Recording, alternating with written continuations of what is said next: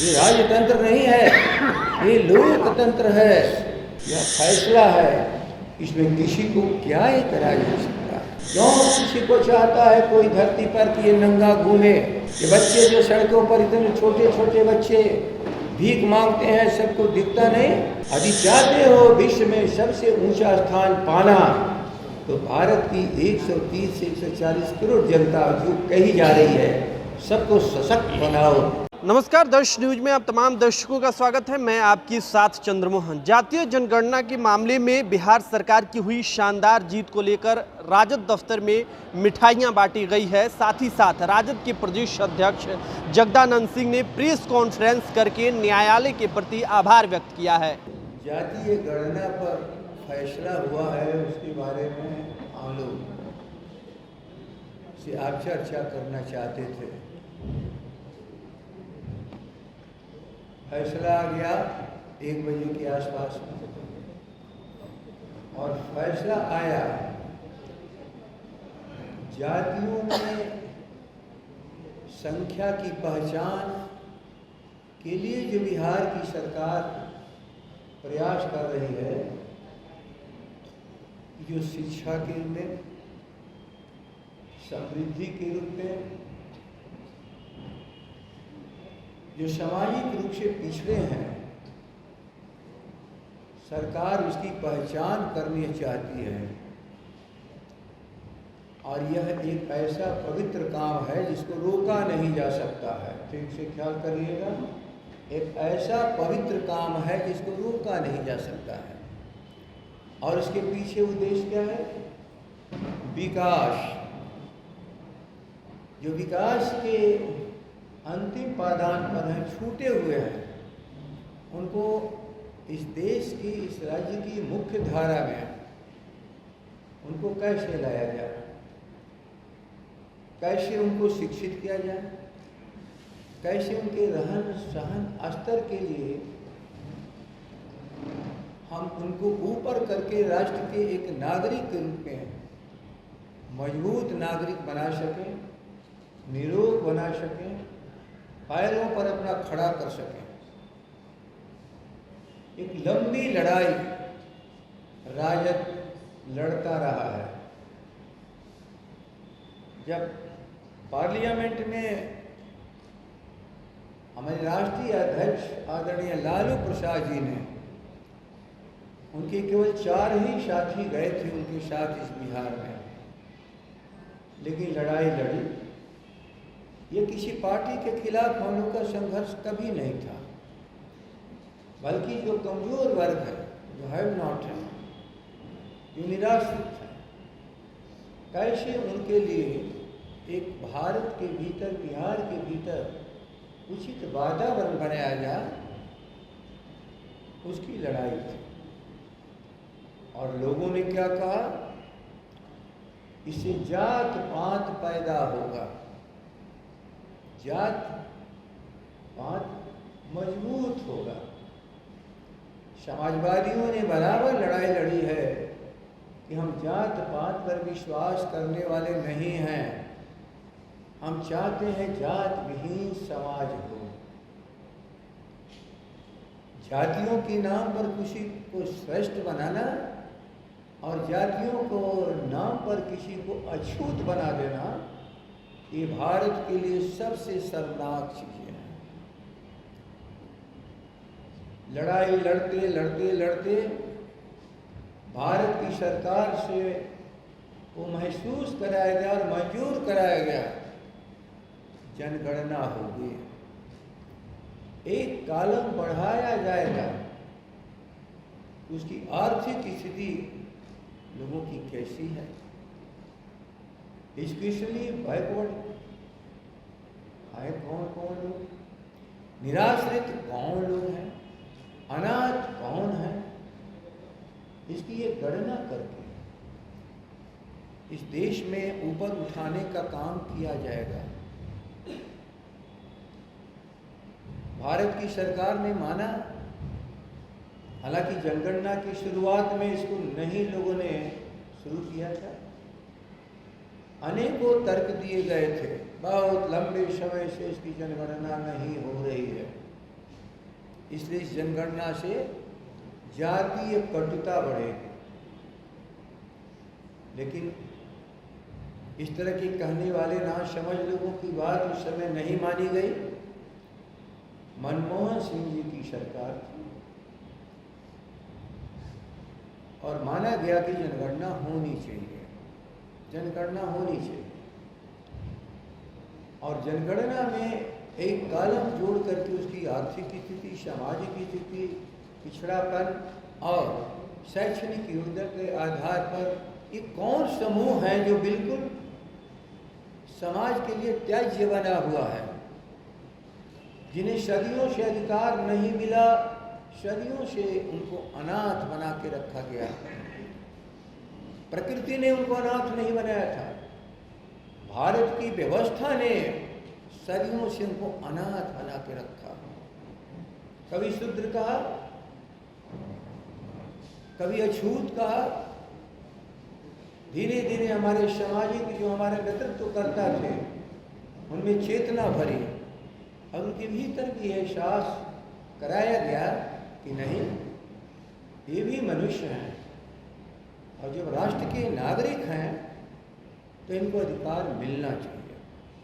बाबा साहब अम्बेडकर ने संविधान में कहा राजनीतिक समानता आई है, लेकिन सामाजिक और आर्थिक समानता नहीं है। और ये नहीं आएगा तो लोकतंत्र हमेशा भारत में खतरे में रहेगा, खतरे में रहेगा। लेकिन उस समय एक वोट के अधिकार का जिन्होंने नकारने का काम कर रहे थे, लेकिन उस समय की हमारी संविधान सभा ने सबको एक वोट का अधिकार देकर के राजनीतिक ताकत सबको बराबरी कर दिया। एक वोट का अधिकार, किसी को विशेष अधिकार नहीं। और सचमुच आज आप देख रहे हो नौजवान साथियों, अभी आपका भविष्य बहुत लंबा है। किस तरह से विकृत समाज हो चुका है, कैसे लोग लड़ा करके आज के शासक लोग एक जुल्मी शासक बना करके किस तरह से इस भारत को तंग और तबाह कर रहा है। सवाल उसका ये नहीं है कि किस भूगोल के रहने वाले हैं, सवाल ये नहीं है कि धर्म के रहने वाले हैं।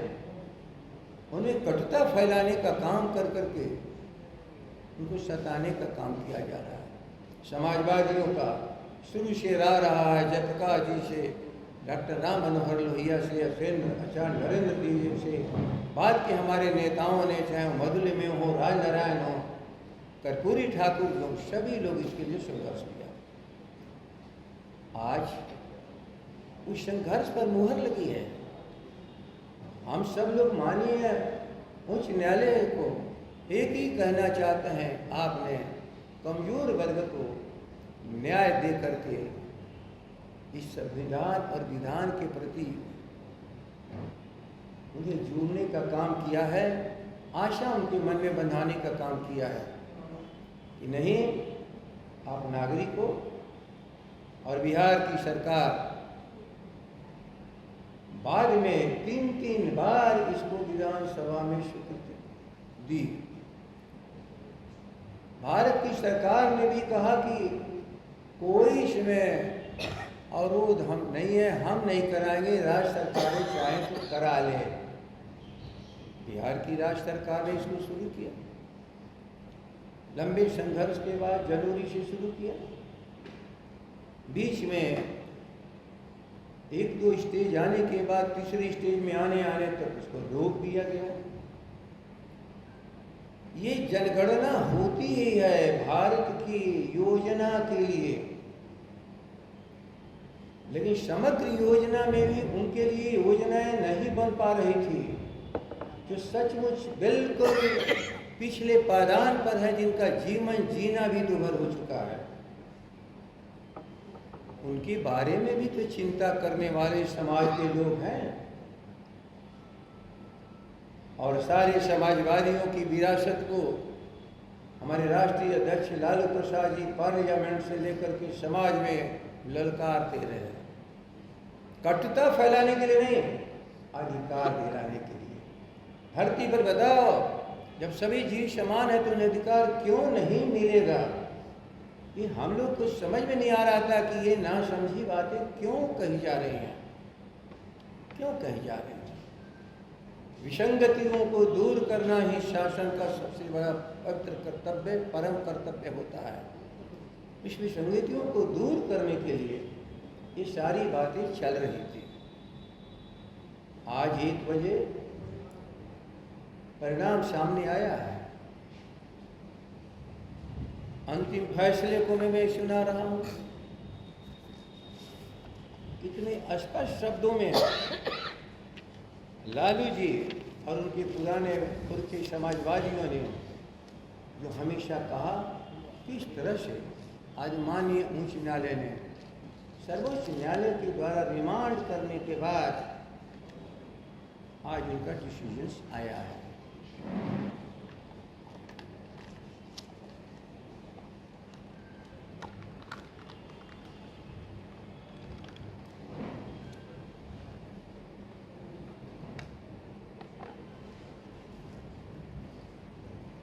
ऑन द एवर रीजनिंग, लंबा चौड़ा दोनों तरह के तर्क सभी आए हैं। On the ever reasoning we find the action of the state to be perfectly valid, initiated with the due competence, with the legitimate aim of providing development with justice. Development with justice. I proclaim in the address of the both houses and the actual survey to have been neither exercised nor contemplated any question devalue the detail and having passed the test of proportionately, thus not having violated the right of privacy of the individual, especially since it is the furtherance of the compelling public interest which is in effect is the legitimate state interest. इसके बाद कुछ बाकी नहीं है। बिहार वासियों ने फिर एक बार देश की दिशा दी है, फिर एक बार देश की दिशा दी है। जगह जगह का कार्य हुए थे, लेकिन न्यायालय में चुनौती कहीं नहीं दी गई थी। लेकिन यहाँ पर कदम कदम पर लोगों ने अवरोध पैदा किया। लेकिन आज सर्वोच्च न्यायालय के रिमांड के हुए केस पर हाई कोर्ट के डबल बेंच ने जो फैसला दिया है, कहा है ये किसी के अधिकार को छीनने के लिए नहीं, किसी पर दबाव बनाने के लिए नहीं। हाँ, एक शर्त क्यों ले रखा है कि ये जो एक्ट है उसके तहत जो सेक्रेसी दी गई है ये फॉर द डेवलपमेंट है। उस सेक्रेसी को कोई नहीं बताने की भी क्या जरूरत है? कहाँ कोई बताता है? क्या जरूरत है इसको हम गांव में हल्ला करें कि कोई बात है ये बिल्कुल दरिद्र है? अरे है तो गांव जानता है। किन लोगों ने दरिद्र बना के रखा सदियों तक, एक सारा देश जानता है। इसमें क्या प्रचार करना है? जो मैं आप लोग के सामने कह रहा हूँ, ये प्रचार के लिए नहीं कह रहा है। वास्तविक स्थिति यही है इस मुल्क की, हर इंसान इसको जानता है। प्रकृति ने किसी को नहीं कहा था ये अछूत और ये उच्च रहेगा। कहा था मनुष्य हो, बनावट में मनुष्य हो, उसको भी भूख लगती है। जगजीवन बाबू कभी कभी कहा करते थे, मुझे याद है, हम लोग सुनते थे, भूख समदर्शी होती है। राजा हो या रंक, रोटी की आवश्यकता सबको पड़ती है, भूख समदर्शी है। लेकिन क्या राज्य की व्यवस्था अरे इस सिद्धांत को मान करके भूख मिटाने के लिए, शिक्षा देने के लिए आगे बढ़ेगी? तो क्या जरूरत है एकलव्य के इतिहास को दोहराने का? नहीं, ये राजतंत्र नहीं है, ये लोकतंत्र है। और भारत की संपूर्ण जनता ने अपने लिए संविधान को अपने द्वारा अपने लिए बनाया है। ये कोई ऊपर से आसमानी आदेश नहीं है। आसमानी आदेश के नाम पर बहुतों को सताया गया है। इस धरती का वस्तुस्थिति यही है, और इसीलिए जो आदेश आज आया है अपने आप में लोगों को सम्मान देने के लिए, प्रतिष्ठा देने के लिए, भूख मिटाने के लिए, शिक्षित करने के लिए, निरोग बनाने के लिए, राज्य के द्वारा प्रदत्त विकास का सब तक पहुंचाने के लिए यह फैसला है। इसमें किसी को क्या एतराज हो सकता है? क्यों किसी को चाहता है कोई धरती पर कि ये नंगा घूमे? ये बच्चे जो सड़कों पर इतने छोटे छोटे बच्चे भीख मांगते हैं, सबको दिखता नहीं? क्या आज इनको हम पढ़ने लायक बना देंगे तो ज्ञान भारत का बढ़ेगा, ज्ञान भारत का बढ़ेगा। और आज दुनिया ज्ञान ही संपत्ति है धरती पर। यदि हम जितने ही ज्ञान को मजबूत करेंगे उतना ही मेरा भारत मजबूत होगा।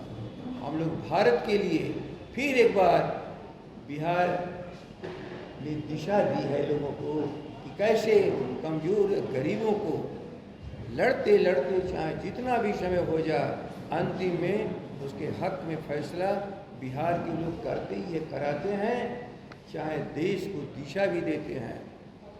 इसलिए हम सब लोग विशेषकर जिन्हें सबसे बड़ी परेशानी तो सभी लोग इस न्याय व्यवस्था के प्रति अपना सर झुकाते हैं, और इसी तरह न्याय मिलता रहे हम सब आशा करते हैं।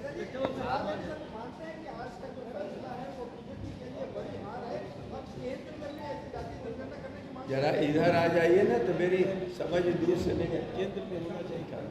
आ जाए, क्या बोल रहे?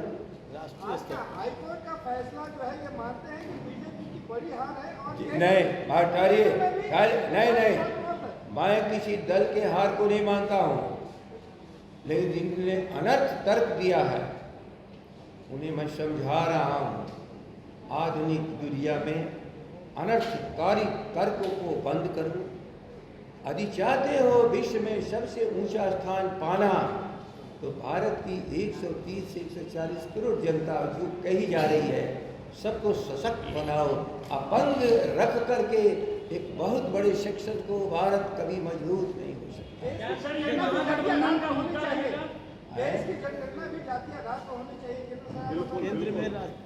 केंद्र में गणना होनी चाहिए कि नहीं? ठहरिए, केंद्र में इसलिए होना चाहिए, ये बिहार ने तो दिशा दी है भारत के लिए। तो भारत के कानून में, भारत के संविधान में अवरोध कहीं पर नहीं है। एक समदर्शी कानून बनाने के लिए जहाँ जहाँ भी अवरोध हो, उसी सभी मिलकर के पार्लियामेंट के द्वारा बाकायदे जो आज समीक्षा या सेंसस, इन दोनों में एक बहस चल रही थी। सेंसस से निराशा क्या? अरे हम तो पुरखों के खतियान में जात लिखी हुई है, पुरखों के खतियान में जात लिखी हुई है। आज भी हम जाते हैं कहीं परीक्षा देने, कहीं एडमिशन फॉर्म भरते हैं, हम कहीं नाम लिखाते हैं, जाति और धर्म को लिखवाया ही जाता है। संख्या क्यों छुपाई जा रही है? सवाल तो बस